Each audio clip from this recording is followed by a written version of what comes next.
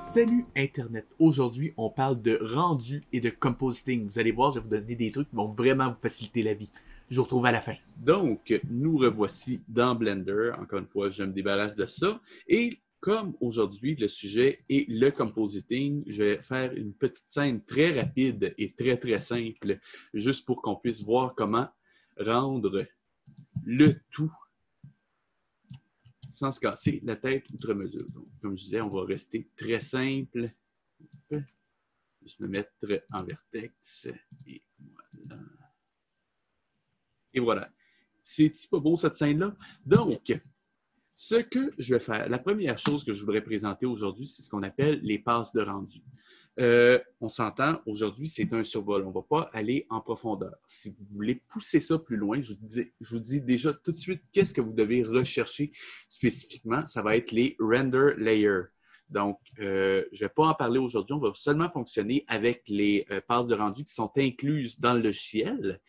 Et pour ceux qui s'intéressent à aller plus loin, renseignez-vous sur les render layers. C'est assez simple. Pour ceux qui voudraient savoir en gros qu'est-ce que c'est que des passes de rendu, c'est déconstruire l'image en plusieurs éléments, plusieurs sous-images, on pourrait dire, qui va nous permettre de peaufiner le résultat final avant de le mettre sur une pellicule ou le projeter au cinéma. Dans ce cas-ci, on a dans le Blender certaines passes de rendu qui sont incluses de base, donc on n'a pas besoin de se casser la tête, on a juste à les cocher et elles vont s'activer automatiquement. Le problème, c'est que si on veut des passes qui sont très spécifiques pour tel ou tel résultat, eh bien, il faut les construire soi-même. Et pour ça, on va utiliser l'outil qu'on appelle Render Layer. Je n'en parlerai pas aujourd'hui parce que je vais perdre beaucoup de monde si je fais ça. Donc, pour les passes de rendu, première chose, on va fonctionner avec le moteur de rendu qu'on appelle Cycles. J'en ai parlé à plusieurs reprises. C'est le moteur de rendu de Blender qui utilise des algorithmes de ray tracing. Autrement dit, ça va essayer de simuler la façon dont la lumière fonctionne. Pour le feature set qu'on a entrevu la semaine dernière, on ne va pas se casser la tête, on va le laisser à supported pour l'instant et on ne touche à rien d'autre pour l'instant. Là où est-ce qu'on va vouloir aller, c'est l'espèce de petit empilage de photos ici qui s'appelle View Layer Properties. Et c'est là-dedans qu'on va avoir des passes de rendu qui sont déjà incluses dans notre moteur de rendu de base. Parmi celles-ci, je ne vais pas toutes les montrer parce que c'est vraiment juste un survol que je fais pour présenter un peu le concept de compositing. Mais déjà, je vais mettre Mist. Je vais laisser le Depth. Qu'est-ce que je prends aussi? Matériel. Je suis en train de regarder qu'est-ce que je peux mettre qui peut être intéressant. Shadow, ça pourrait être intéressant. Émission, je vais en mettre. Et Ambient Occlusion. Donc, tout ça, on va voir qu'est-ce que ça donne dans quelques instants. Si vous voulez suivre avec moi, je vous laisse quelques secondes pour regarder qu'est-ce que j'ai coché ici et le mettre de votre côté aussi. Cela étant fait, il y a une autre chose qu'il va falloir activer éventuellement, qui est... Il faut juste que je le retrouve, je le cherche à chaque fois. Voilà, dans l'onglet rendu, dans l'onglet scène, en fait, ici, l'espèce de petite caméra. Et pour activer la transparence film, on clique sur Transparent. À ne pas confondre avec Transparent Glass. Il faut vraiment cliquer sur Transparent. Maintenant que ça c'est fait, je vais juste me mettre quelques matériaux de base sur mes objets. Et je vais dupliquer, pas ma plane, je vais dupliquer mon cube comme ceci. Là, mettre 3 matériaux différents. Donc, je ne vais pas me casser la tête ici, je vais lui mettre un... Je vais juste me mettre aussi en Material Preview pour voir un peu qu'est-ce que je fais. Qui est fait. Émission, on va lui mettre une émission. Ah, non, excusez-moi, il faudrait que je me fasse le matériel local. Voilà. Et c'est parti. Donc, mettre une belle petite émission bleutée. Celui-ci, je vais me le mettre, créer un matériel aussi, me le mettre en Je vais me faire un cube doré, tiens, métallique, spéculaire, un peu moins de roughness. Là, c'est bon. Et celui-ci, je vais faire un cube de caoutchouc, tiens. Ça devrait marcher. Nouveau matériel. Base color. Je vais mettre un peu de la couleur d'une gomme à effacer, en fait. Voilà, un petit peu plus sombre, c'est bon. Subsurface color.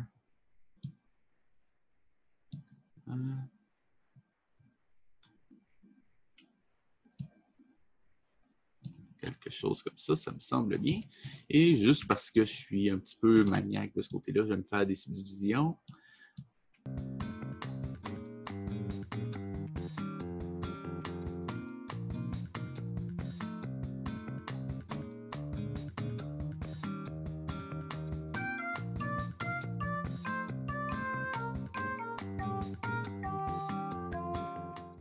C'est pas beau, ça, c'est très beau.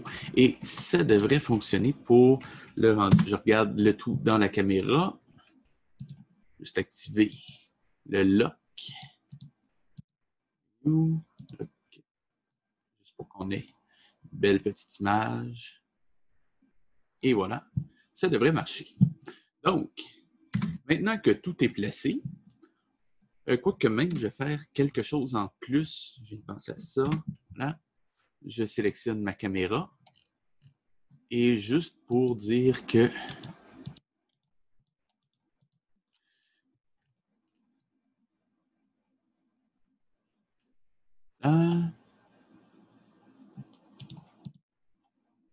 c'est pas ça que je voulais. On va se faire un... On semble... 96 frames, tiens, ça devrait être bon. Voilà.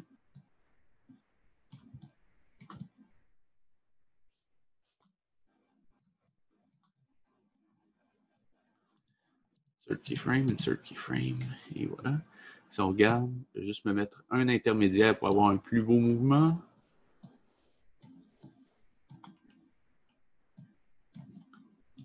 Insert keyframe, insert keyframe.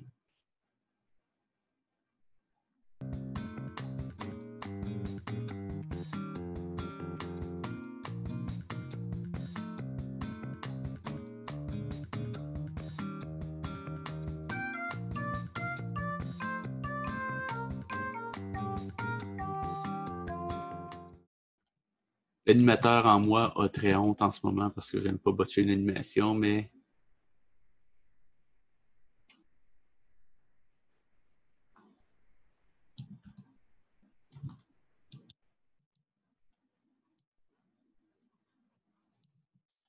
Bref, c'est très laid, mais c'est pas grave. On va s'en contenter pour l'instant. Donc, maintenant, si je veux rendre le tout, on ne va pas le rendre tout de suite. Ce que je vais faire, je vais aller dans Rendu, Render, et je vais faire Rendre animation. Pourquoi? Parce que j'ai fait une animation qui va durer 96 frames. Avant de faire ça, ce que je vais faire, j'ai déjà rentré de quel frame à quel frame je veux rendre. Donc, ici, ce serait jusqu'à 96. Et je pense que ça fait pas mal tout. Donc, si je voulais rendre l'animation, je ferais Render Animation. Et dans ce cas-ci, je vais me contenter de faire le rendu d'une seule image. Donc, ici, ça me semble bien. Render Image.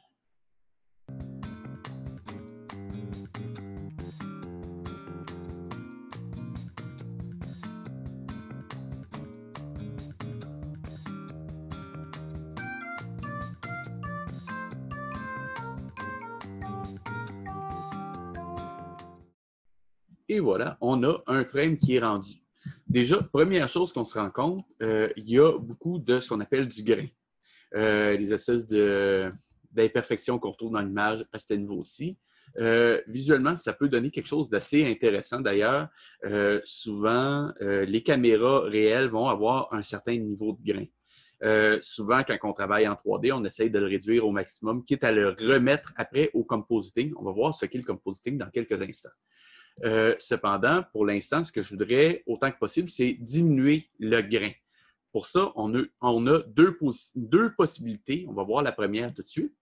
La première, ce serait d'aller dans ce qu'on appelle les samples, juste ici, et les augmenter au maximum. Donc, si je veux, je peux les mettre à 1024, par exemple, et lancer le rendu.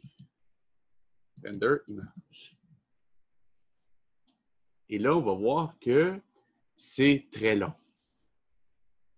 Mais, si je zoome dedans, on voit que le grain diminue de plus en plus.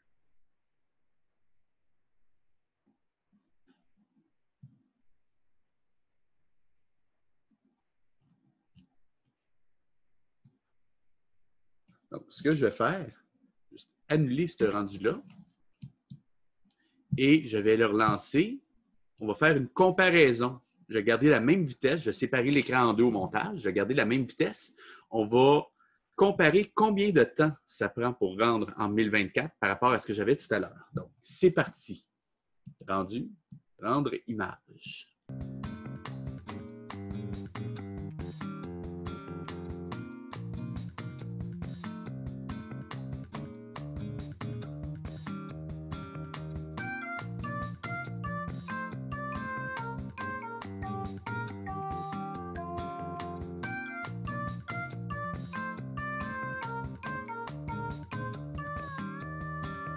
Et le premier rendu est terminé. On va lancer le deuxième tout de suite.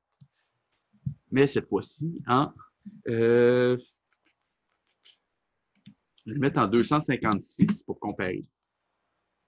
Même, en fait, non, 256.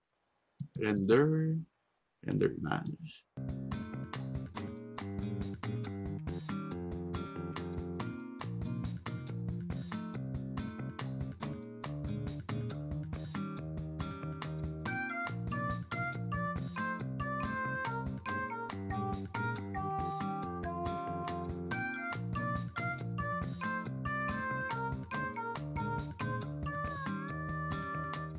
On a le nouveau rendu qui est terminé. Là, on peut comparer la vitesse de rendu entre les deux.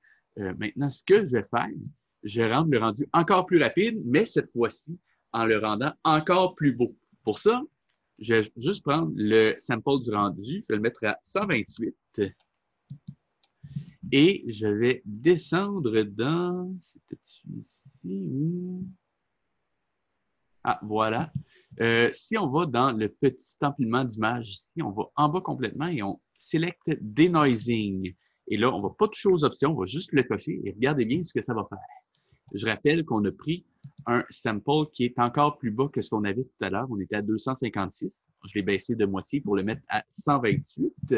Et on va maintenant lancer un rendu d'une image. Render image.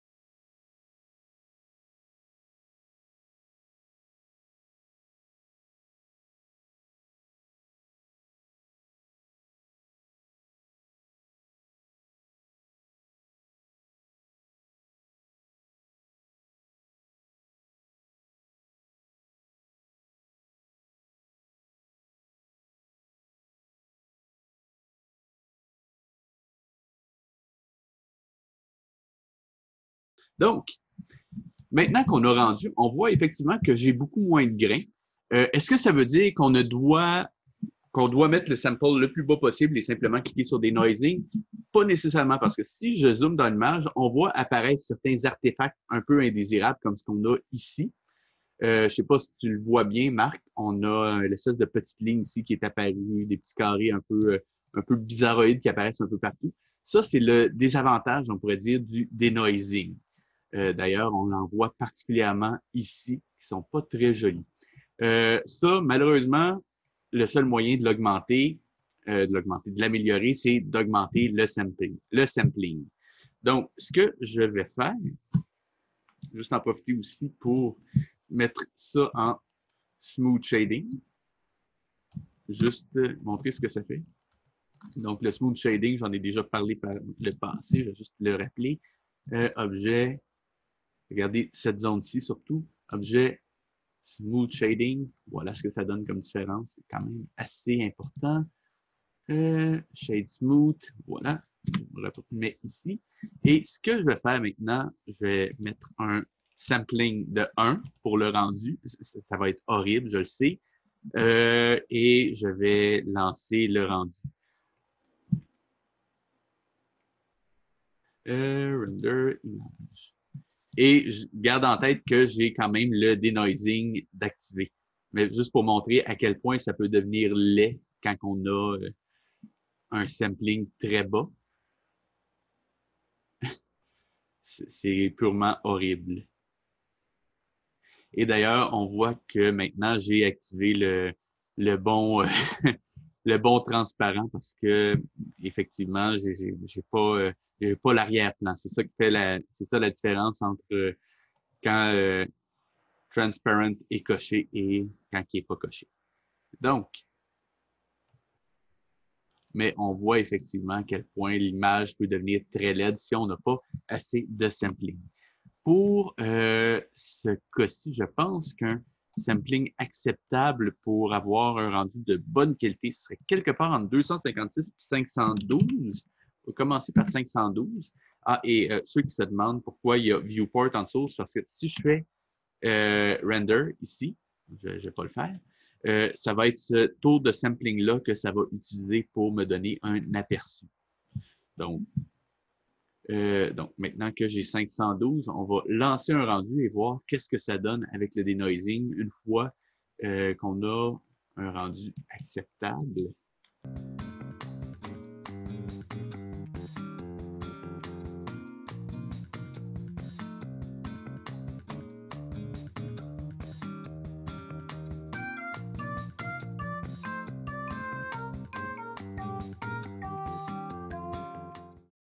Donc, maintenant que c'est terminé, on peut se rendre compte qu'effectivement, j'ai presque plus d'artefacts. J'en ai peut-être un petit peu de grain qui transparaît encore à quelques endroits, mais c'est quand même beaucoup plus acceptable que tout à l'heure. Ce que je voudrais montrer maintenant, c'est, si vous vous rappelez au début, j'avais été ici, j'avais coché quelques trucs, donc émission, shadow, ambient occlusion. On va regarder qu'est-ce que ça donne.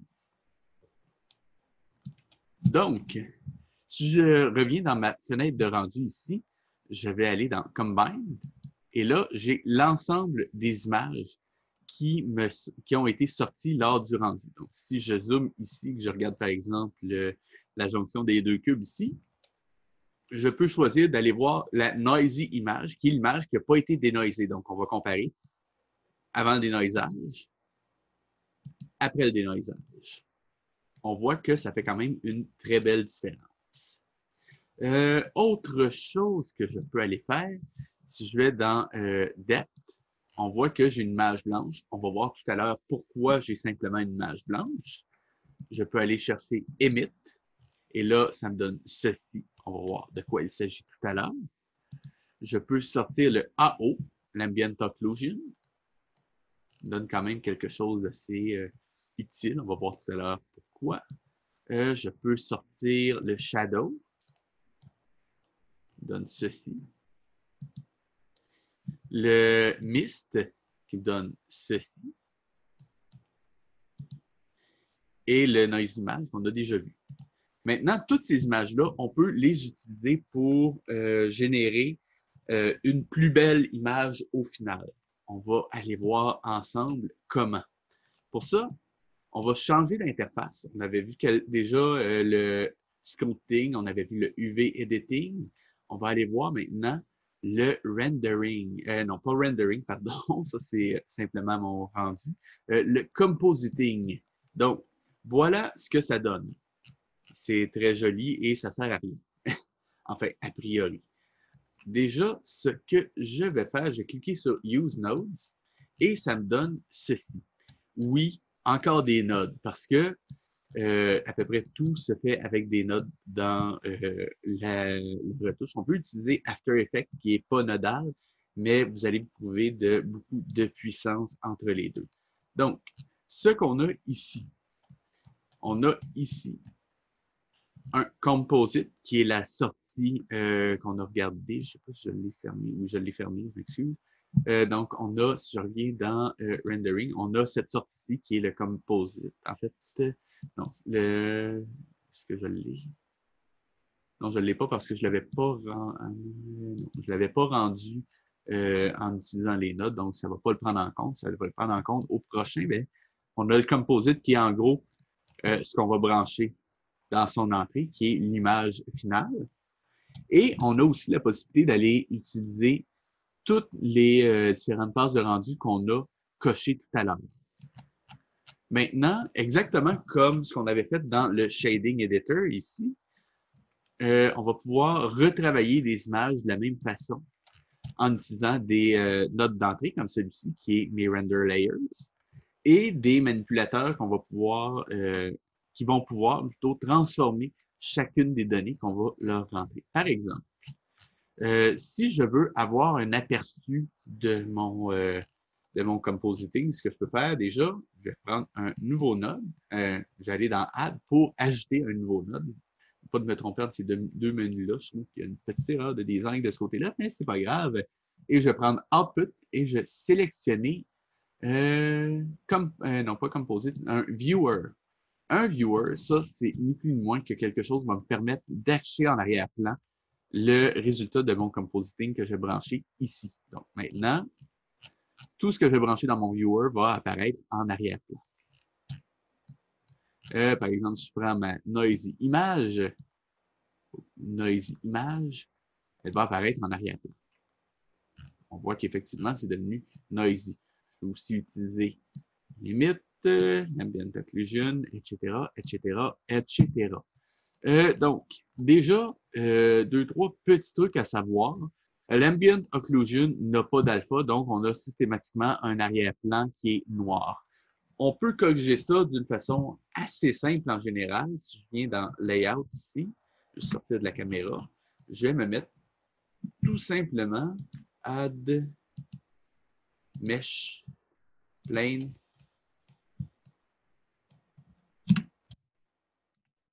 Ça ici. Je vais tourner un petit peu. En local. Voilà.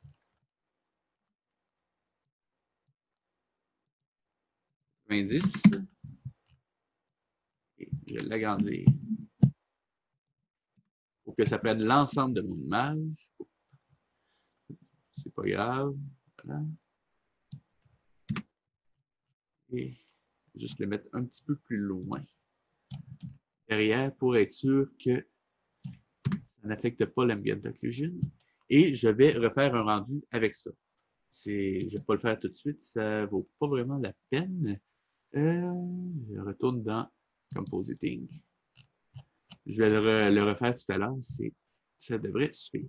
Donc, ce que je peux faire maintenant, c'est ça. Je peux, par exemple, prendre mon image, utiliser un Color, Mix. Je vais le mettre en Multiply, brancher mon image avec mon Ambient Occlusion. Et on va aller voir ce que ça donne.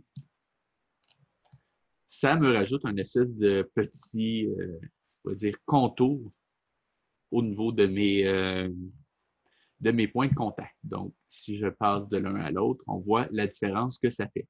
On voit aussi que ça a tendance à assombrir mes cubes. Pourquoi? Parce que l'ambient occlusion, je le remets ici, n'est pas 100% blanc de base. Donc, pour corriger ça, je peux simplement aller prendre dans Color, je vais aller prendre RGB Curve. On va augmenter un petit peu les contrastes. Avec une belle courbe en S.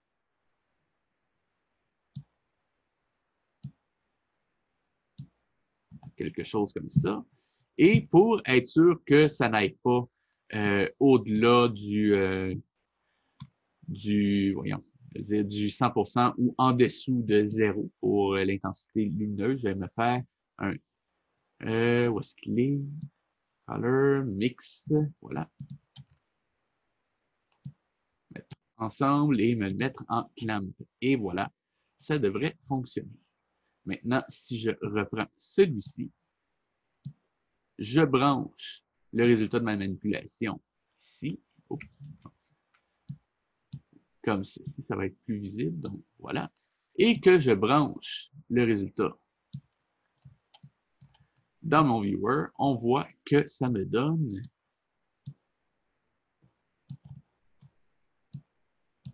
un ambient occlusion qui est quand même beaucoup plus acceptable. Pour comparer avant-après, avant, après. On voit que mes cubes ici étaient beaucoup plus foncés comparativement à ici. Maintenant, si vous trouvez que l'ombre ou le point de contact est trop foncé, ça peut arriver. Ce que je peux faire, je peux aller dans mon mix ici et baisser, non pas celui-là, pardon, celui-ci, et baisser son intensité jusqu'à ce que j'ai quelque chose que je juge acceptable. Après ça, on peut retravailler beaucoup, par exemple, avec l'émission. Juste le remettre en view, l'émission qui émite. Emit. Je pourrais utiliser ça pour cacher l'ambient occlusion sur le cube parce qu'il est lumineux. Est-ce que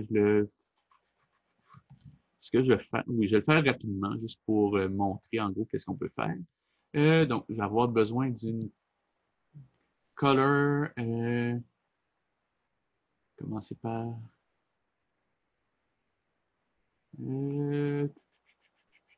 Converter. Separate RGBA. Prendre mon emit. Ça, je l'ai déjà dit, ça permet de transformer de séparer une image en ses composants. Donc, dans ce cas-ci, je vais prendre le rouge. Je vais maintenant aussi utiliser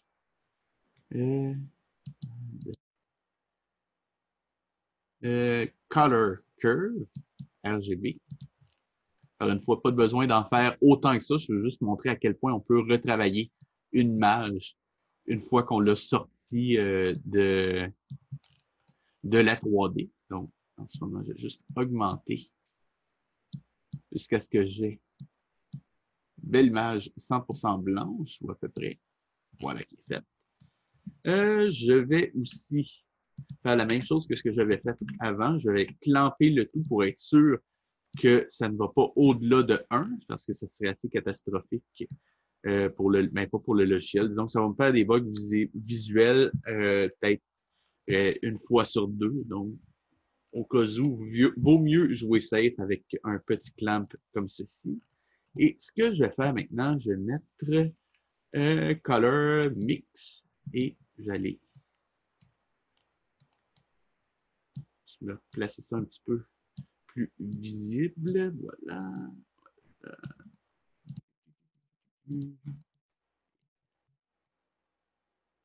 Ça ici, comme ceci, avec celui-là. Mettre un. Add. Je réactive le clamp. Et maintenant, sur mon cube ici, je n'ai plus d'ambient occlusion parce qu'il est lumineux. Donc, ce ne serait pas logique qu'il y ait de l'ambient occlusion dessus. Il faut aller plus loin et enlever celui du sol aussi, mais ça va suffire pour l'instant. Donc, maintenant, si je reprends le résultat ici, voilà, je branche ça dans mon viewer. Voilà. Ça me donne ceci. Ça me semble bien. On va amener ça encore plus loin. Ce que je vais faire, je vais retourner dans mon render layer original, dans mes render layers originaux, je devrais dire. Je vais prendre un filter blur. Voilà. Les prendre directement emit. Je vais le brancher dans image. Bon, celui-là, juste pour rester organisé, je vais le mettre en bas ici. Et je vais aller brancher tout de suite mon viewer là-dessus. Et voilà. Et je vais aller faire, non, pas tout de suite, je vais d'abord le blurrer avec, bon, disons, commencer par un 150.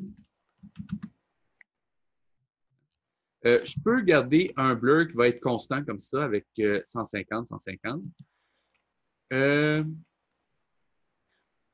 Extended bound, dans le fond, c'est juste que ça va étirer les côtés. Je ne vais pas rentrer dans les détails, mais ça peut éviter certains problèmes Gardez juste en tête que parfois, c'est mieux de le cocher. Parfois, vous allez voir, les résultats peuvent varier. Donc, si vous pensez que ça peut aider, essayez.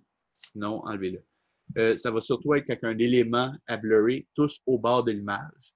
Si je ne l'active pas, ça va donner l'impression que le reste à l'extérieur est noir et ça va envahir, le noir va envahir la surface qui est censée être lumineuse. En gros, c'est ça.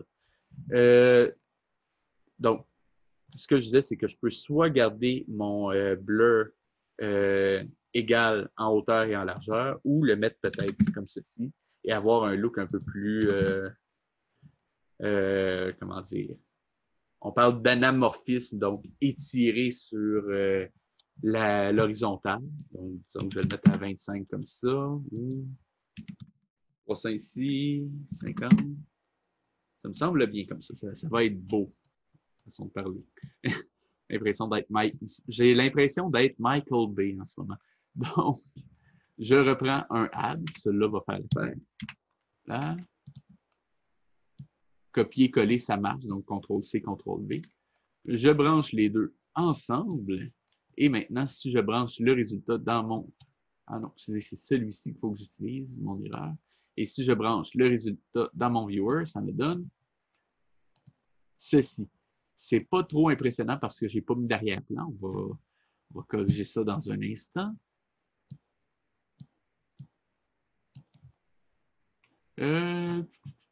Add color, non, input RVB. Ce que je peux faire juste avant de rajouter mon blur ici, je peux mettre une couleur d'arrière-plan qui va me servir. Donc, dans ce cas-ci, je vais le mettre par exemple en noir et je vais mettre un mat.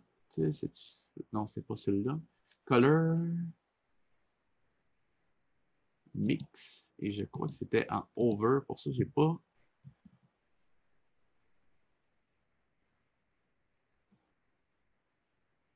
Non, c'est pas overlay. Je vais juste tenter quelque chose. Donnez-moi une seconde. Normalement, je n'utilise pas Blender pour le compositing. Je vais expliquer qu'est-ce que j'utilise dans une seconde, mais comme ça devrait marcher. À condition que je branche l'alpha.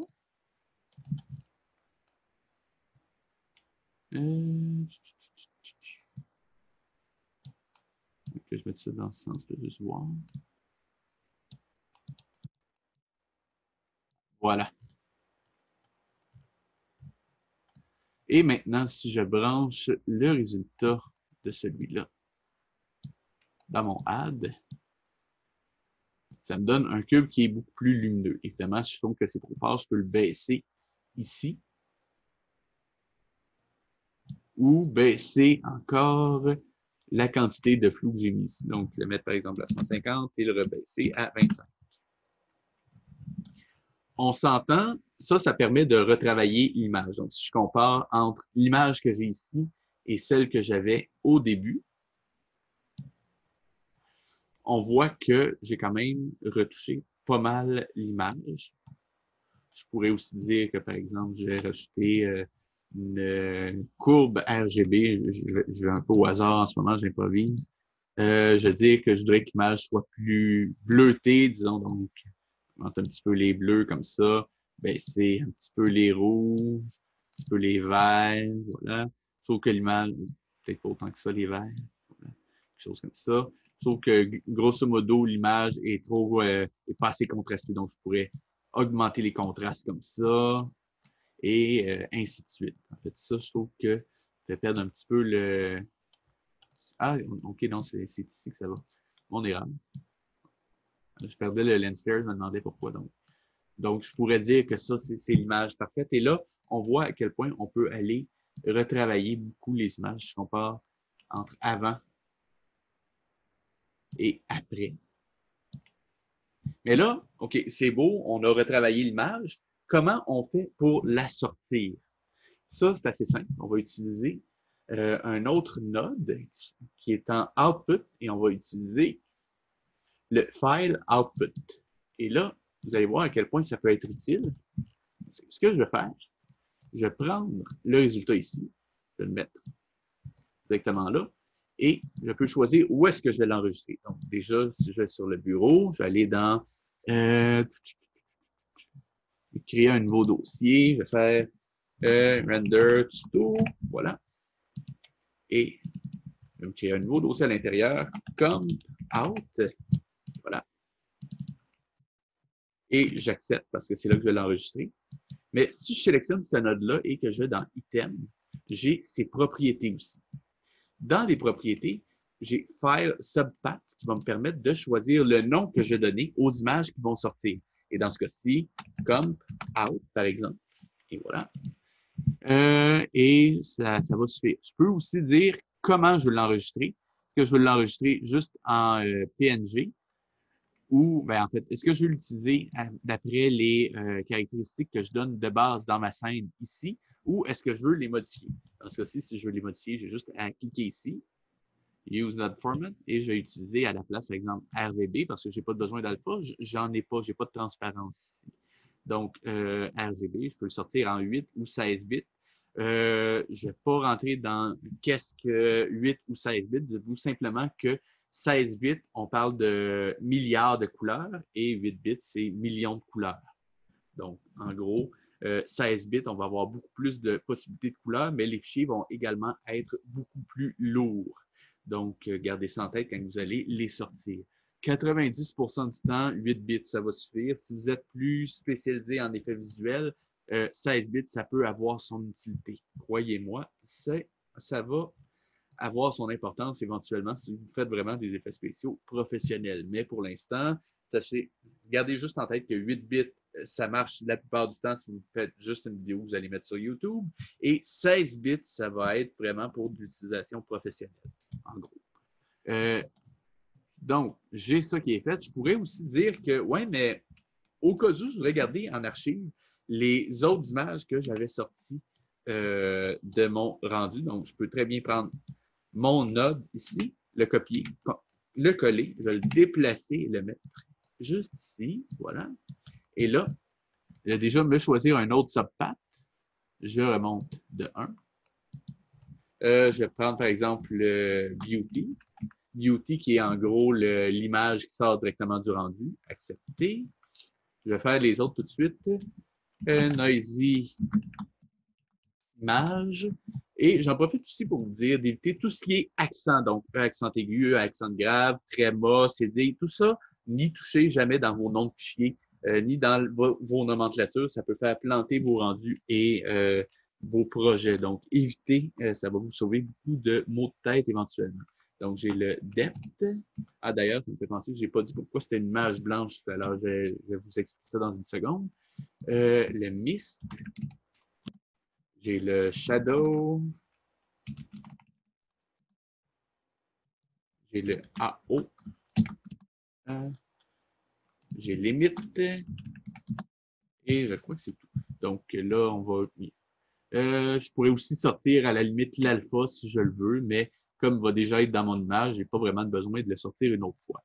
Donc là, j'allais dans Beauty, Accept, je sélectionne ça. Je change ça pour Beauty. Voilà. Je prends l'image. Je peux aussi changer directement ça ici pour le changer manuellement, mais juste pour éviter de faire la possibilité de faire une erreur, je vais juste aller ici. Voilà, AO. AO pour Ambient Occlusion, évidemment. Un autre, CTRL-C, CTRL-V. On change ça, on va aller dans Shadow. Accept. Oui, ici. J'ai-tu fait l'erreur que je pense que j'ai faite et que je fais tout le temps? Oui, j'ai mis 2D ici. Je m'excuse, je vais corriger ça. Je peux-tu le renommer? Rename, voilà. Shadow, c'est corrigé. Shadow, je le branche ici. À voir. Donc, même si vous ne faites pas votre compositing dans Blender, éventuellement, vous pouvez passer par le compositeur de Blender pour justement organiser vos fichiers de sortie comme ça. Donc, noisy image. Voilà.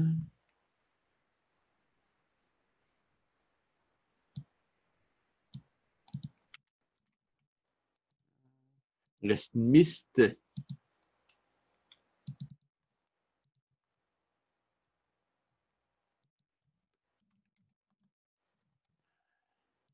J'ai oublié de renommer aussi mes fichiers de sortie ici.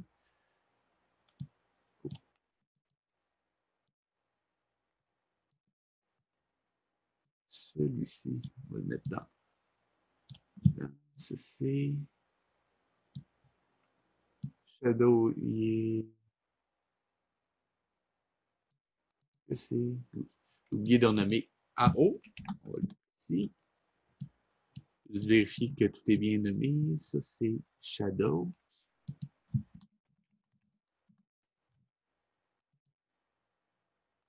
Là, ça, c'est.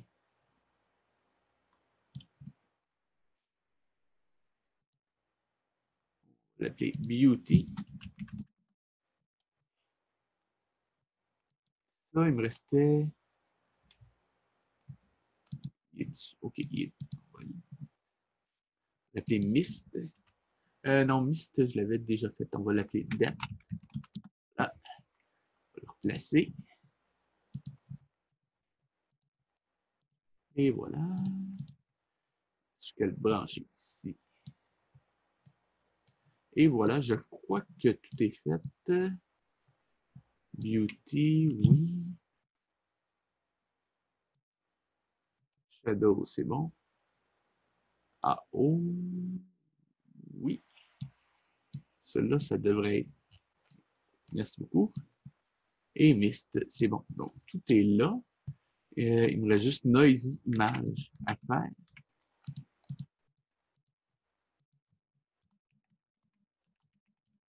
Ah. Je vais aller chercher ça ici. Et voilà. Je peux maintenant lancer mes rendus au complet et ça va me générer 1, 2, 3, 4, 5, 6, 7, 8, 9 images. Non, pas. Ça va me générer 7 images. Ces deux-là, on ne les compte pas. La seule chose, c'est que ça va aussi me sortir quelque chose dans le thème, mais c'est pas grave, on va pouvoir l'effacer après si on veut. Pour l'instant, ce qui va être important, c'est que ça va me générer toutes mes images d'un coup. Donc, si je retourne dans Layout et que je prends une autre frame au hasard, disons, ça, par exemple, c'est, oui, une petite seconde, je vais juste me dupliquer ça pour être sûr que j'ai pas de problème après coup.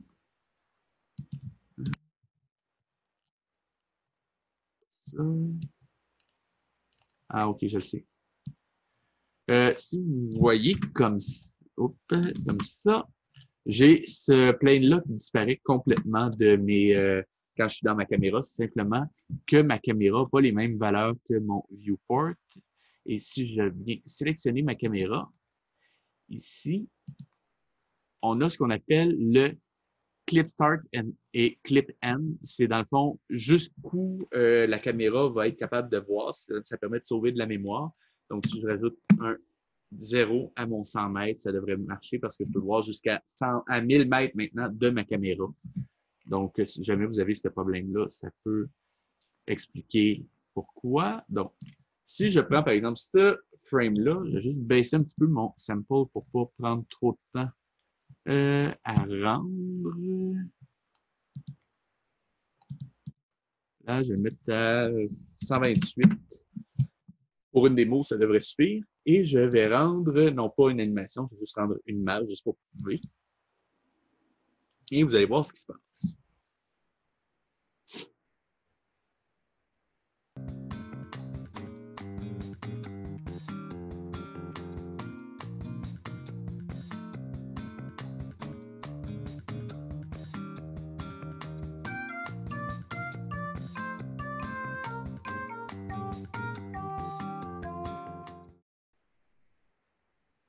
Et voilà, on a notre rendu qui est terminé. Encore une fois, on a l'image qui est dénoisée qui apparaît ici, mais si on regarde ici, on a la possibilité d'aller voir toutes les passes de rendu qu'on a autrement ici.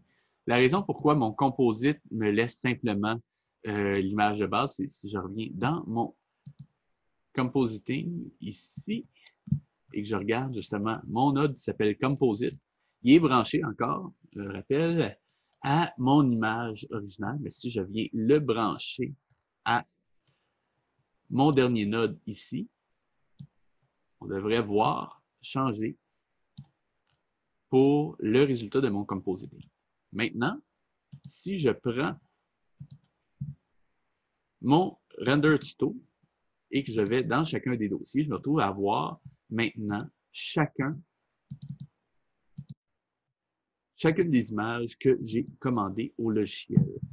J'ai volontairement fait deux petites erreurs pour vous montrer qu'est-ce qu'il faut faire et ne pas faire. Premièrement, quand on fait un nom de fichier pour une sortie, je vous recommanderais toujours de le terminer avec un point. Pourquoi? Parce que ça va permettre ici, par exemple, d'avoir det.0081.png.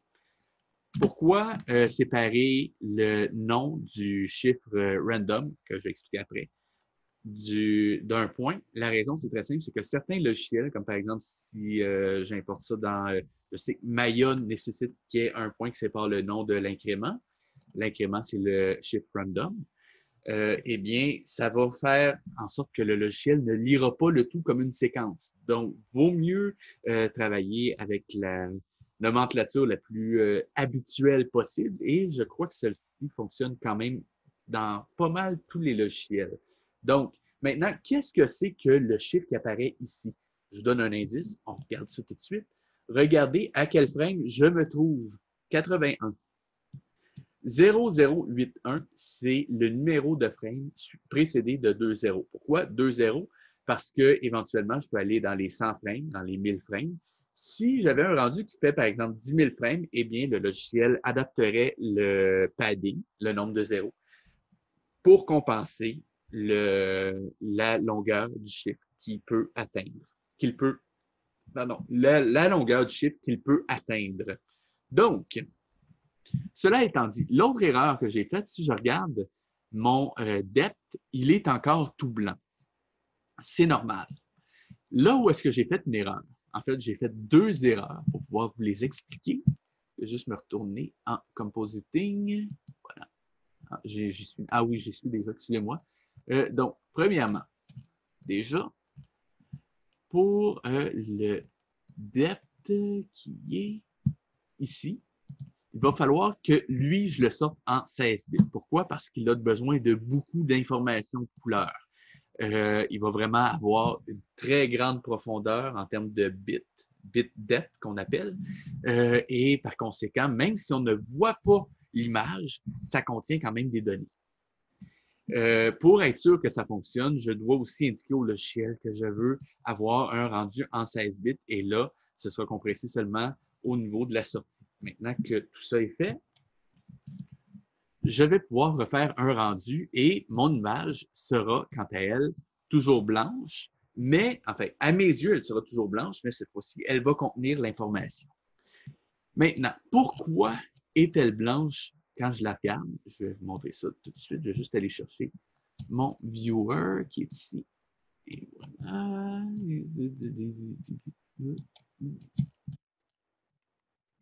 Et je vais aller chercher un converter qu'on appelle un normalize. C'est-tu dans converter? Ou c'était vector normalize, pardon. Donc, je vais prendre depth, je vais brancher ça dans mon normalize qui va transférer les valeurs que je ne vois pas en valeurs que je peux voir. Et regardez bien ce que ça va donner. Voilà ce que c'est le depth. Si vous voulez déplacer votre image par rapport à votre arrière-plan, vous pouvez sélectionner votre viewer et cliquer sur la petite croix qui est ici. Donc, qu'est-ce qu'un depth? Eh bien, c'est simplement plus un élément va être loin de la caméra, plus il va apparaître blanc. Et plus il va être proche, plus il va apparaître noir. Ça peut permettre, par exemple, de mettre du brouillard. Les plus rapides, entre guillemets, d'entre vous vont avoir remarqué que c'est la même chose que le mist, mais le mist, j'ai pas besoin de mettre un normalize. Je vais être franc avec vous, il y a une autre différence. La différence, si je reprends mon viewer,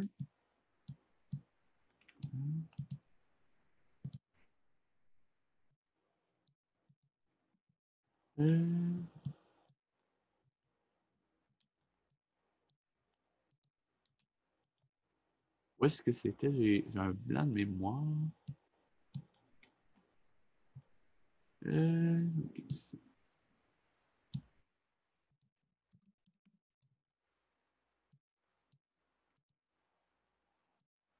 c'est bon.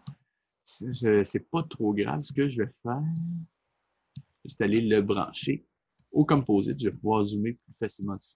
Je sais qu'il y a une façon de zoomer dans le viewport comme ça, dans le viewport, dans le viewer, pardon. Mais ça m'échappe et j'ai pas le temps de chercher tout de suite. Donc, si je regarde les contours de mes cubes ici, on va voir qu'on a ce qu'on appelle un anti-aliasing. Vous allez voir qu'est-ce qui arrive si j'enlève l'anti-aliasing quand je vais brancher, au contraire, le depth.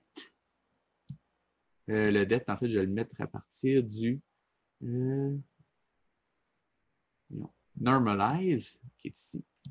Donc, ce que ça va faire, ça va, vous voyez, ça, les espèces de petits escaliers qu'on a, c'est que dès que quelque chose va être à l'intérieur d'un pixel, il va être rendu à 100%. Tandis que si j'ai un anti-aliasing, comme dans le mist,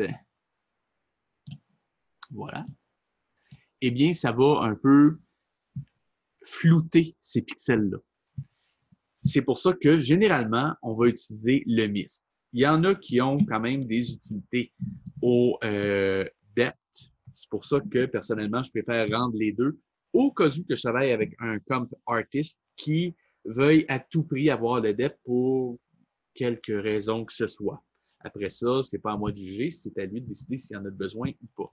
Mais au besoin, je lui donne les deux. Donc, c'est ça la différence entre le depth et le mist. Personnellement, quand moi je fais du comp, je n'utilise que le mist. Mais après ça, c'est à vous de voir. Il me reste une dernière chose à montrer pour les rendus. C'est un petit truc d'éclairage.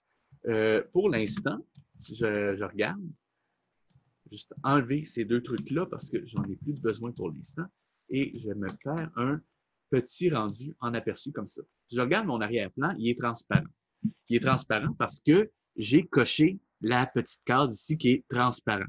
Si je l'enlève, on va voir que ça me donne une couleur qui est grise, peut-être 50% environ. Ça, c'est parce que c'est la couleur de mon world. Le world, c'est cette petite option-là qui permet de choisir une lumière globale qui va venir teinter notre scène. Donc, par exemple, si je change la couleur ici et que je la mets dans le bleu, eh bien, on voit que toutes mes couleurs sont plus bleutées que tout à l'heure. Je peux aussi changer la force de ce word-là pour le mettre très faible ou très fort. Et on voit que ça vient rééclairer ma scène. Pendant, je dirais pas, comment je dirais ça? À une époque, on va le dire comme ça, on se contentait d'une couleur et si on mettait autre chose, c'était vraiment la fioriture pour les effets spéciaux et s'assurer d'avoir un éclairage 100% réaliste, mais pour des rendus 3D, comme par exemple, si je pense à la série Reboot, si vous ne connaissez pas, je vous invite à aller regarder après la vidéo. Donc, si on pense par exemple à la série Reboot, on utilisait seulement une couleur pour ça. Ça permettait d'avoir des zones qui étaient moins 100% noires. En gros, c'est ça. Sans pour autant avoir à placer des fill light, pour ceux qui connaissent l'éclairage, un peu partout. Donc, ça, c'était un peu l'ancienne façon de fonctionner. Le désavantage qu'elle a, c'est si je regarde, par exemple, mon objet métallique ici, dès que je n'ai pas quelque chose à côté qui va refléter à l'intérieur, comme par exemple mon cube de caoutchouc qui est ici, ou mon cube émetteur qui est à gauche ici, eh bien, je me retrouve avec quelque chose qui n'a aucune réflexion, ce qui est un peu dommage. Ce que je peux faire, c'est utiliser une image que je vais mettre dans mon arrière-plan et qui va rééclairer l'ensemble. Encore une fois, je vais vous inviter à aller sur Internet. Et ça, j'y reviendrai tout à l'heure. Mais je vous invite à aller sur Internet et aller sur texture.com. Est-ce que je suis encore connecté? Oui, super. Donc, et vous pouvez rechercher des HDR maps.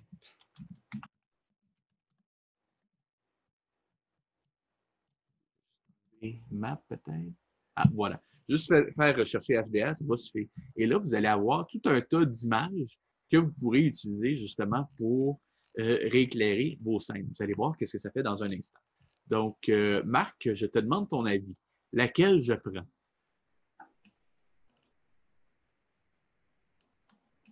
Je prendrais celle avec beaucoup de couleurs à droite. Celle-ci? Oui. J'aurais pu parier que tu allais prendre celle-là. Donc, voilà. Vous allez télécharger ceci. Celle qu'il faut prendre, attention, ce n'est pas celle qui est en 8 bits, c'est celle qui est en 32 bits. Très important. Vous vous rappelez, tantôt, je disais que 8 bits, ça contient moins d'informations de couleur que 16 bits. Eh bien, maintenant, on n'est plus en 16 bits, on est en 32 bits. Ça contient une quantité astronomique de couleurs. Vous n'avez même pas idée. Donc, ça, le fait qu'il y ait autant de couleurs que ça va nous permettre d'aller chercher des informations dans les très, très, très, très hautes lumières et ainsi les utiliser comme littéralement des sources de lumière qui vont rééclairer notre scène. On va regarder ça ensemble. Donc, déjà, je vais télécharger ceci. Je vais le mettre sur le bureau. Ça va être plus facile après ça à gérer pour moi. Et voilà. Et voilà qui est fait. Et je retourne dans Blender. Ça, encore une fois, je reviens tout à l'heure. Rassurez-vous. Maintenant, ce que je vais faire, dans mon onglet World, je vais aller cliquer sur le petit point qui est ici et choisir Environment Texture. Et là, tout devient rose. Pourquoi? Parce que je n'ai pas encore mis d'image dans mon fichier ici. Donc, je vais aller cliquer sur New. Et je vais aller chercher. Je ne pas New, excusez. Je vais aller chercher Open, pardon. New, c'est si j'avais fait moi-même mon image dans Blender, mais c'est pas ça que je veux. Ce que je vais faire Open et j'allais naviguer à l'endroit où j'ai mis cette image-là. Et là, c'était celle-ci. Oui, c'est bien ça. Et voilà. Maintenant, si je regarde tout autour de moi, je me retrouve à avoir l'environnement en question. Et si je regarde mon cube de métal maintenant, il va refléter l'environnement. Là, j'essaie de trouver un angle où est-ce que ça va. Attendez, je sais ce que je vais faire. Je vais isoler mon cube et on va voir que, effectivement, mon environnement se reflète à l'intérieur.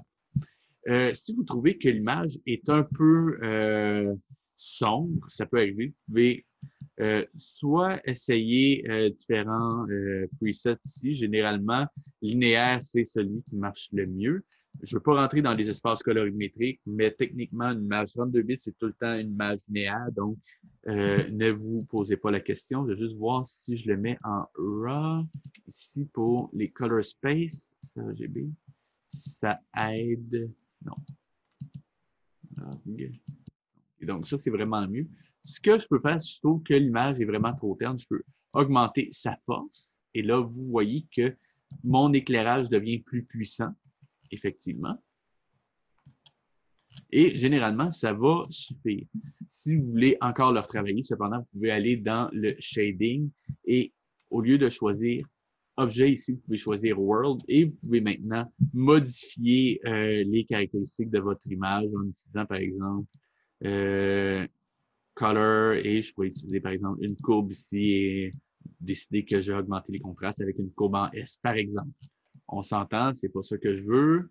Et d'ailleurs, si vous vous demandez pourquoi en ce moment, j'ai pas le même HDR en arrière-plan, c'est parce que en shading, Blender nous donne déjà un HDR de base, donc il faut le désactiver. Juste aller dans Shading et cliquer sur Scene Light et Scene World, ce qui va me donner mon environnement. Et là, je vois effectivement qu'est-ce que ma courbe a fait. Est-ce que ça me plaît? Est-ce que ça me plaît pas? Après ça, c'est à vous de décider. Donc, disons que maintenant, ça, je trouve ça génial. On s'entend, c'est très laid, mais ça va suffire pour la démonstration. Si je retourne dans Layout, on va voir que mon HDR a été updaté par rapport à ce que j'ai demandé. Maintenant, ça se peut que je veuille éclairer ma scène, mais pas nécessairement voir tout le temps l'environnement projeté en HDR, ça se peut. Et c'est pour ça que si je reviens, c'était ici. Où est-ce que c'était? J'ai encore mon blanc de mémoire. Ah, voilà. Dans la petite caméra ici, je reviens, je clique sur transparent. Et bien maintenant, l'environnement disparaît et il n'y a que dans les réflexions que je vais le voir et dans l'éclairage global. Parce que effectivement, si je reviens dans l'éclairage global ici, en fait dans la scène globale, plutôt sans isolation, je voulais dire, et que je viens par exemple dans World et que je baisse son intensité, on va voir que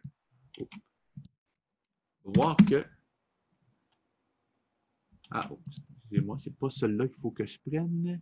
Ah, voilà. Si je baisse son intensité, je le mets à 0, on voit que maintenant, ma scène n'est pas rééclairée. Je le mets à 1, on voit que c'est un petit peu plus éclairé et un petit peu plus éclairé, dis-je. Et si je le mets à 200 000, on voit que tout est hyper éclairé et c'est peut-être pas ça que je veux.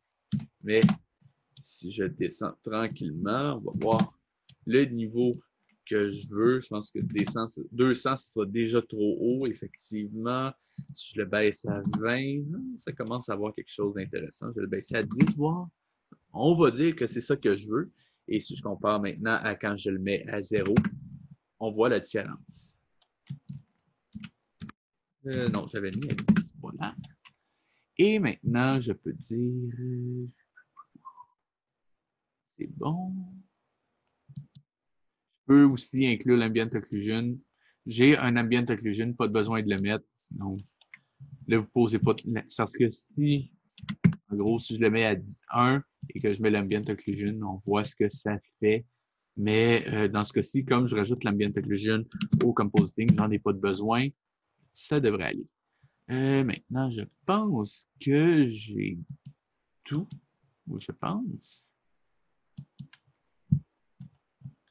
Et pour, effectivement, le HDR, ça devrait suffire. Est-ce que tu as des questions pour l'instant, Marc? Non, ça va. OK. Ce dont je voulais vous parler tout à l'heure, et je vous ai dit qu'on y reviendrait, c'est ceci. Pourquoi j'utilise généralement pas Blender pour faire mon compositing? Parce que j'ai l'habitude d'utiliser d'autres logiciels qui sont un peu plus puissants, comme par exemple Nuke, mais Nuke est excessivement cher. Donc, j'ai trouvé 2 options gratuites qui font à peu près la même chose et qui vont vous donner des résultats quand même tout à fait professionnels. Donc, le premier, qui est vraiment un logiciel légitime de l'industrie qu'on peut utiliser gratuitement tant qu'on ne dépasse pas le 1920 par 1080 de résolution. Donc, pour tout ce qui est vidéo HD, ça va suffire. Si vous voulez utiliser du 4K, par exemple, il va falloir l'acheter une seule fois, comparativement à Nuke, où est-ce qu'il faut le louer à chaque mois. C'est une question de préférence. Si vous préférez l'acheter en version complète et complète, il y a aussi d'autres avantages que de simplement dire que ça permet de faire du 1920 par 1080. Parmi les autres avantages, ça inclut, par exemple, que vous allez pouvoir utiliser ce qu'on appelle le O-Flow, qui est de la reconstitution de mouvements bidimensionnels pour faire, par exemple, des flous de mouvement. On ne va pas rentrer dans les détails, mais sachez que pour l'acheter, c'est 569 $. Je pense que c'est néo-zélandais ou qu'importe. Enfin bon, vous pouvez vous renseigner de ce côté-là. Pour l'instant, vous pouvez utiliser la version gratuite qui s'appelle DaVinci Resolve parce que ça va vous donner, en plus de votre logiciel de compositing qui s'appelle Fusion, ça va vous donner aussi des outils de colorimétrie et de montage vidéo. Parce que oui, Blender est capable de faire du montage vidéo, mais pour l'exportation ou le preview, ça va être un petit peu lourd à gérer. Je le sais, j'ai essayé. C'est pas optimal, je trouve, encore pour l'instant, mais ça va peut-être s'en venir. Pour l'instant, sachez simplement que vous pouvez avoir un logiciel de montage tout à fait acceptable et gratuit avec cette suite de logiciels-là qui s'appelle DaVinci Resolve 16. Maintenant, si vous voulez vraiment avoir quelque chose qui ressemble à Nuke, mais dont la légitimité peut, comment dire, c'est légitime jusqu'à un certain point, mais je suis toujours surpris qu'il ne se soit pas retrouvé avec un procès au CUL. Pourquoi? Parce qu'ils ont littéralement rippé l'interface de Nuke et les nodes utilisés par Nuke et ils en ont fait un logiciel gratuit. Vous voyez un petit peu la problématique ici. Donc, ceux qui connaissent New, vous regardez ça, vous vous dites, c'est exactement pareil. D'ailleurs, si vous pouvez On le voir. reconnaît. Pardon? On le reconnaît. Si je viens juste chercher Nuke Interface très rapidement, juste essayer de trouver un exemple. Voilà. On voit à quoi ressemble l'interface de Nuke, tandis que si je reviens juste là,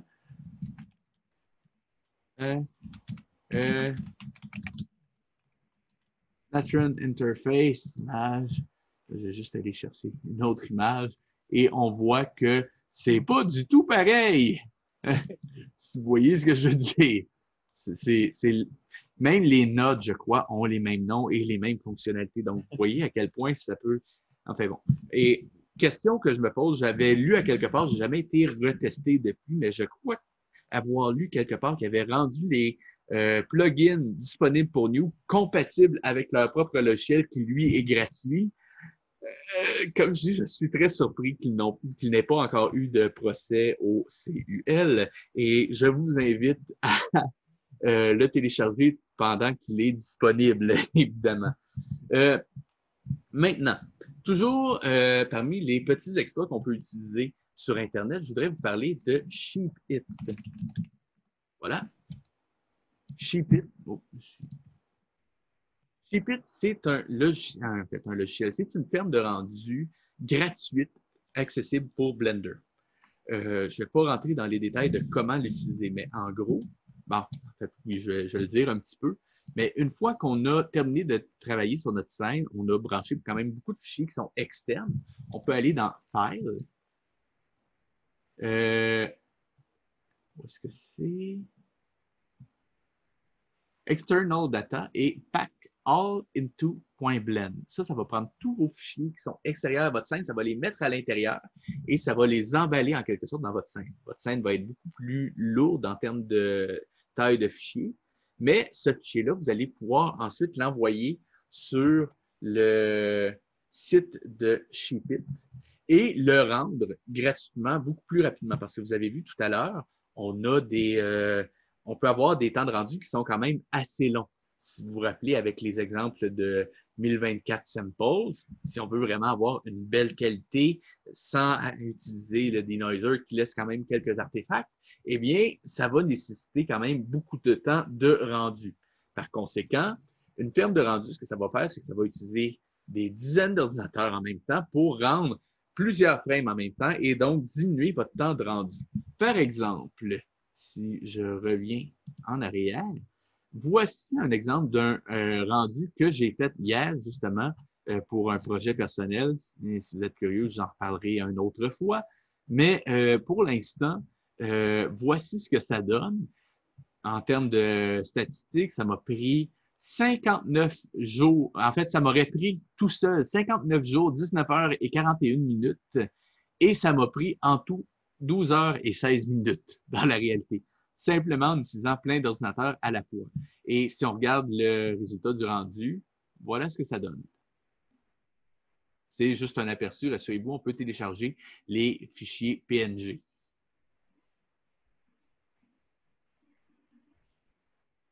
Donc, juste pour ceux qui se demandent à quoi ça va me servir, ça, c'est surtout quelque chose qui, si je prends par exemple quelqu'un sur un fond vert, je vais enlever le fond vert qui est derrière, mais pour éclairer la personne, pour être sûr que l'environnement soit conséquent avec l'endroit dans lequel il va être intégré, eh bien, je vais utiliser un écran à projection qui va projeter cette image-là devant la personne qui va être sur fond vert pour venir rééclairer la personne et générer, par exemple, des reflets ou des trucs comme ça pour donner l'impression qu'il est mieux intégré dans l'environnement. Donc, c'est à ça que ça va me servir. Ce ne sera pas quelque chose qui va être visible, mais c'est un outil qui va me servir en termes d'effets visuels. Donc, c'est pour ça que c'est peut-être pas... en fait, c'est encore un work in progress, mais comme on ne le voit pas directement, ça va suffire pour les besoins que j'en ai.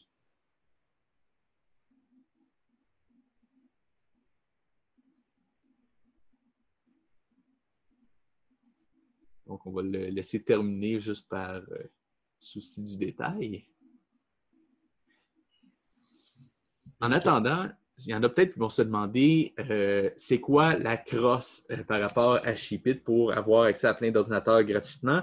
Il n'y en a pas, ou presque pas.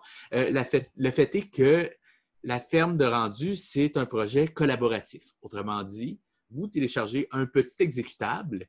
Quand l'exécutable va rouler, votre ordinateur va contribuer à rendre les projets de d'autres personnes.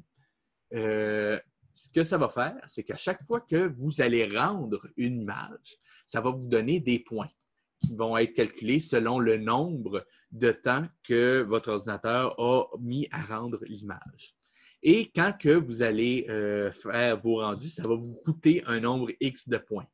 Dans les faits, vous gagnez plus de points à rendre un frame que ce que ça en coûte à rendre. Donc, c'est pour ça que vous pouvez accumuler rapidement des points. Ça veut-tu dire que si vous n'avez pas de points, vous ne pouvez pas rendre? Non. C'est juste que le fait d'avoir des points, ça rend vos rendus prioritaires.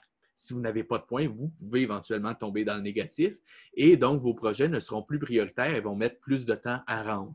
De ce que je comprends, c'était comme ça que ça marche. Je ne sais pas si ça a changé depuis que je me suis inscrit, mais toujours est-il qu'en prêtant mon ordinateur quelques heures à chaque fois que je fais du rendu, en plus de ce que je fais, ben j'en suis monté à autour de 5 millions de points.